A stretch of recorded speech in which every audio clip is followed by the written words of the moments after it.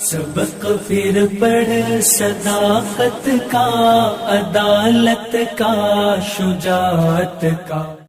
तो मेरा ये कहना है कि अगर इंसान की उस वक्त इतनी ही समझ थी कि वो जो है मतलब अपने लड़कियों को दफना रहा था, जिंदा बच्चों को दफना रहा था, तो उस वक्त के लिए ये जरूरी था कहना कि यही जो है आखिरी है और इसके ऊपर जो है कुछ नहीं आप ऐड कर सकते, क्योंकि अगर वो नहीं होता तो उस वक्त के लोग उस पर अपनी चीजें थोपते और उसके वजह से और भी जो है कोहराम मचता और इंसान का बुरा होता, इंसानियत का बुरा होता। तो इस वक्त अगर अल्लाह को ऐसी जरूरत हो कि उस वक्त उसने कह दिया हो कि नहीं अभी ये चीज मुकम्मल हो गई, अब इसमें कोई चीज ऐड नहीं होगा, लेकिन अब जब इंसान की कैपेबिलिटी बढ़ी है, अब जब पीस ज्यादा आया है, अब इंसान की समझ बढ़ चुकी है, तो अगर फिर से जो है नई आयतें नाजिल हो और जो है फिर से एक नए प्रॉफिट आए, इसकी क्यों पॉसिबिलिटी नहीं है?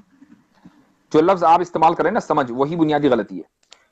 कहीं भी कुरान में एब्रिगेशन इसलिए नहीं हुआ कि इंसान समझ नहीं रहा था या उसकी समझ में थोड़ा कमी थी तो चलो आसान बात समझा दो, उसके बाद फिर मुश्किल बात समझाएंगे, ऐसा नहीं है।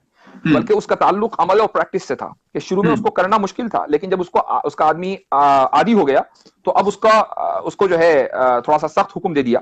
टैक्स का जो रूल है ना, उसको समझना मुश्किल नहीं है। जिस तरीके से 1950 में जो जनरेशन थी, अगर आप उसको आज का टैक्स रूल इंट्रोड्यूस करते वो उस वक्त भी उसको समझ लेती। ठीक है, टैक्स पे करना 30% उस वक्त मुश्किल था क्योंकि इकोनॉमिक ग्रोथ इतना नहीं हुआ था। तो इसका ताल्लुक समझ से नहीं है, इसका ताल्लुक प्रैक्टिस से है। तो कोई भी काम ऐसा नहीं है जो हम आज ज्यादा बेहतर तरीके से समझ सकते हैं, लेकिन जो 1400 साल पहले का इंसान था वो नहीं समझ सकता। अगर हम आज का जो कॉन्सेप्ट है आप उस आदमी को इंट्रोड्यूस कराएं वो भी समझ जाएगा। कोई कॉन्सेप्ट ऐसा नहीं है, अल्लाह ताला ने हमें एबिलिटी दी है हर चीज को समझने की। हाँ, प्रैक्टिस में मुश्किल हो सकती है। नहीं, लेकिन सब लोग जो है सब बातें नहीं समझ सकते, और उस वक्त जो है लोग ज्यादा मतलब ये तो अंडरस्टूड बात है कि उस समय जो लोग जो है ज्यादा ही वायलेंस करते थे या ज्यादा इस तरह की चीज में थे। अब जो है लोगों की समझ बढ़ी, अभी भी वॉर्स हो रहे हैं लेकिन कंपैरेटिवली कम लोग मारे जा रहे हैं जैसे जैसे हम प्रोग्रेस कर रहे हैं। मतलब अगर आप हिस्ट्री जैसे देखेंगे जैसे तो डेटा, जैसे जैसे इराक में 3 लाख मर गए, ये कम लोग हाँ हैं? तो जी हाँ जी हाँ, तो आप डेटा देखेंगे सेकेंड वर्ल्ड वॉर में कितना ज्यादा लोग मरे हैं, बहुत ज्यादा। हम्म। जूस, अकेले जूस 6 मिलियन मरे हैं, लेकिन वो नंबर जो है वो स्टेडीली कम हो रही है। अभी भी सीरिया में काफी लोग मारे गए हैं, लेकिन तो एटलीस्ट द क्या नंबर डिक्लाइनिंग। तो तो क्या हिस्ट्री सेकंड वर्ल्ड वॉर से शुरू हुई है? हम तो 1400 साल से शुरू करते हैं ना। 1400 बिल्कुल। साल पहले 1400 साल पहले आप सल्लल्लाहु अलैहि वसल्लम के जमाने में आपको मालूम है कितनी जंगें हुई हैं? नहीं पता, लेकिन बहुत सारी हुई हैं। 30 हुई हैं। हम्म। ठीक है, हम्म। आपको मालूम है डेथ टोल कितना है उसमें? नहीं पता, बताया आप। 1000। 30 अच्छा। जंगों में 1000 लोग। ठीक है, अच्छा। 1000 में दोनों तरफ के हैं, यानी जो मुस्लिम वॉरियर्स थे वो भी और जो नॉन मुस्लिम वॉरियर्स थे वो भी। हम्म। आपकी इराक वार में अकेले 3 लाख हैं, वो भी ऑफिशियल डेटा है, वरना मिलियन है।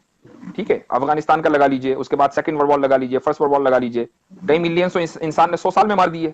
और ठीक है, 4-5 जंगों में मार दिए, वहां 30 जंगों में 1000, और वो भी दोनों तरफ की कैजुअलिटीज।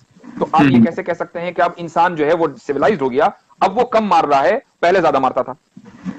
नहीं, अभी जो हम लेटेस्ट ट्रेंड जो हम अभी जो ग्राफ की बात करेंगे तो वो ग्राफ जो है वो ऐसे चल रहा है नहीं, अभी। ये पीछे, आप अभी से क्यों शुरू करते हैं? आप पीछे से जाइए ना। ठीक है, पीछे हम जाते हैं तो उस वक्त फिर बढ़ा, राइज हुआ, और फिर जो है वो कम हो रहा है। या अगर आप कहें उस वक्त जो है जो कबीलाई लोग थे वो लोग क्या एक दूसरे को नहीं मारते काटते थे? सिर्फ यही 30 जंगें तो नहीं हुई, गांव में भी नहीं, लड़ाइयां होती थी, अपने बच्चों को मैं यही कह दफनाते रहा थे हूं, लोग। हम जब बात मजहब के कॉन्टेक्स्ट में करेंगे तो हर चीज मजहब से रिलेट होगी। मैं आपसे सोशल साइंस पर बात नहीं कर रहा हूं, मैं आपसे बात कर रहा हूं मजहब के ऊपर। तो इस्लाम के हिस्ट्री में वॉर एग्जिस्ट करती है, तो हमें यह देखना पड़ेगा कि आज के दौर में जो वॉर्स हुई हैं उसमें जो कैजुअलिटीज हैं वो ज्यादा हैं, या इस्लाम के जो इब्तदाई दौर में वॉर्स हुई हैं उसमें जो कैजुअलिटीज हैं वो ज्यादा हैं। हमें वहां से शुरू करना पड़ेगा ना, सोशल साइंस पे तो बात नहीं हो रही है। नहीं नहीं, मैं बात कर रहा हूँ, देखिए इस्लाम तो आया पूरी इंसानियत के लिए, तो मैं पूरी इंसानियत की बात कर रहा हूँ कि उस वक्त इंसान जो था उसका सेंस कम था, और अब जो है समझने की उसकी कैपेबिलिटी बढ़ी है। और अगर डेटा भी देखें तो वॉर जो है वो धीरे धीरे जो है कम हो रहे हैं और यही लोग जो है यही कम मारे जा बात रहे हैं यही बात धीरे गलत है। यही बुनियादी गलती है। हम धीरे। ये कहते हैं कि इंसान के समझने की सलाहियत पहले भी उतनी ही थी और हम्म। आज भी उतनी ही है। बल्कि मैं ये कहता हम्म। हूं कि आज तो इंसान को हमारे जो डिवाइसेस है ना, जो टीवी है, जो बहुत सी चीजें हैं, इसने हम लोगों को पैरालाइज्ड कर दिया है। आप ये हम्म। देखिए कि आप आज से हम जो पहले जनरेशन है, बल्कि पहले जनरेशन ही अभी आ जाइए, इंडियन स्टूडेंट्स क्यों ज्यादा अच्छा करते हैं अमेरिकन स्टूडेंट्स के मुकाबले में? इसलिए कि हम्म। अमेरिकन स्टूडेंट्स को टेक्नोलॉजी ने पैरालाइज कर दिया है कि वो 2+2 को भी सीधे कैलकुलेट नहीं कर सकते। ठीक है, आप मैं अमेरिका में रहता हूं, आप किसी शॉप पे चले जाइए, आप उसको $10 का सामान भी लेंगे ना, और आपने उसको 20 का नोट दे दिया, वो उसको भी कैलकुलेट करके 10 वापस करेगा। ठीक है, ये तो हशर है। और ये सारे वो लोग हैं जो कॉलेज और यूनिवर्सिटी पास आउट हैं, और कहां रहते हैं? अमेरिका में रहते हैं, जिसको हम सुपर पावर कहते हैं। इंडिया में जो गांव में बच्चा पढ़ रहा है, उसकी कैलकुलेशन एबिलिटी इतनी जबरदस्त है कि वो आप उसको हंड्रेड्स ऑफ थाउजेंड का आप जो हिसाब दे दीजिए, वो बगैर कैलकुलेटर के कर देगा। तो इसका मतलब ये कि टेक्नोलॉजी ने हमें फायदा तो दिया है, लेकिन हमारी समझ में इजाफा कर दिया हो ऐसा नहीं है। ठीक है, उसने हमें पैरालाइज किया। जितना हम डिपेंडेंट होंगे डिवाइसेस में, उतना ही हम अपनी अकल का कम इस्तेमाल करेंगे। जितना हम अकल का कम इस्तेमाल करेंगे, उतना ही हमारे सेंस के अंदर कमी आएगी। इसलिए मैं कह रहा हूं कि जो आज से 1400 साल पहले जो लोग थे, वो हमारी आज की बातें बहुत आसानी का साथ समझ सकते थे। अगर वो आज होते तो वो भी हमारी तरह होते। ये डिवाइसेस उस वक्त नहीं थे, तो आप ये नहीं कह सकते कि अरे इन डिवाइसेस की उनको क्या समझ चुके, नहीं थे। अगर होते तो वो भी समझते। नहीं, मैं इससे इतलाफ नहीं कर रहा। मैं ये नहीं कह रहा कि वहां के लोग हमारी बात नहीं समझ सकते हैं। मैं ये कह रहा हूं कि एज ए स्टैटिस्टिक्स कि कितने ज्यादा लोग आज पढ़े लिखे हैं और उस वक्त कितने ज्यादा लोग जो है पढ़े लिखे थे, मैं उस बेसिस पे बात कर रहा हूं। पढ़े लिखे होने का मेयार क्या है? क्या स्टैंडर्ड? मतलब समझदार, जो समझ सकते हैं, चीजों को समझ सकते हैं। वो समय ज्यादा लोग जो है ना समझते। दुनिया में ऐसा कोई स्टैटिस्टिक आज तक आया ही नहीं है कि जो लोगों की समझ को इवैल्यूएट करे। हाँ, पढ़ाई लिखाई को तो इवैल्यूएट कर सकता है कि भाई फला मुल्क में 99% जो है एजुकेशन रेशियो है, फला मुल्क में इतना है।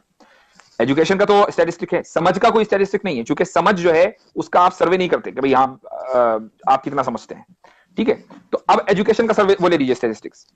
अमेरिका में जो एजुकेशन का स्टैटिस्टिक है, वो इंडिया से बेहतर है कि नहीं है? बिल्कुल बेहतर है ना। और यहां ज्यादा फूल बसते हैं इंडिया के मुकाबले में। तो अगर एजुकेशन का मतलब इंटेलिजेंस होता, तो फिर अमेरिका में सारे इंटेलिजेंट होते, इंडिया में ज्यादा इंटेलिजेंट ना होते। अमेरिकन कंपनीज को आईटी इंजीनियर्स इंडिया से बुलाने ना पड़ते। वही देखिए, मैं ब्रॉड स्पेक्ट्रम की बात कर रहा हूं। मतलब अभी भी कोई भाई साहब आए तो उन्होंने लाइव पे मुझे बताया कि पाकिस्तान में ऐसे जगह हैं जहां पे लोग जो है बिजली का तार से जो है अपने मवेशी को बांधना पसंद नहीं करते। उन्हें डर रहता है कि जब बिजली कड़केगा तो इन्हें जो है कुछ नुकसान हो सकता है। तो कहने का मतलब कि ज्यादातर जो लोग हैं वो, मैं ये नहीं कह रहा कि वहां का कोई बंदा जो है आज की बात नहीं समझ सकता था, बिल्कुल समझ सकता था। मैं कह रहा हूं ये कि ज्यादा लोग किस तरह के थे। तो ज्यादा लोग जो है वायलेंस में और अंधविश्वास में, और क्योंकि उनके पास कोई इंफॉर्मेशन ही नहीं थी। यही तो मैं कह रहा हूं कि हमने जो ये कहा ना कि उस वक्त ज्यादा लोग नासमझ थे, यही हम गलती कर रहे हैं। मैं कहता हूं चलो ठीक है, ना समझते, मान लिया आप थोड़ी देर के लिए इसी को तस्लीम कर लिया हमने कि ज्यादा लोग ना समझते, आज ज्यादा समझदार हैं। ठीक है, तो अब इस्लाम या कोई भी दीन अगर आएगा, इस्लामी को छोड़ दिए, कोई भी दीन आएगा, वो ना समझो को समझाने के लिए तो आएगा ना। ना समझो को उसने समझा दिया, सब लोग समझ गए, अब क्या प्रॉब्लम है? सबक फिर पढ़ सदाकत का, अदालत का, शुजाअत का, लिया जाएगा तुझसे काम दुनिया की इमामत का। सबक फिर पढ़ सदाकत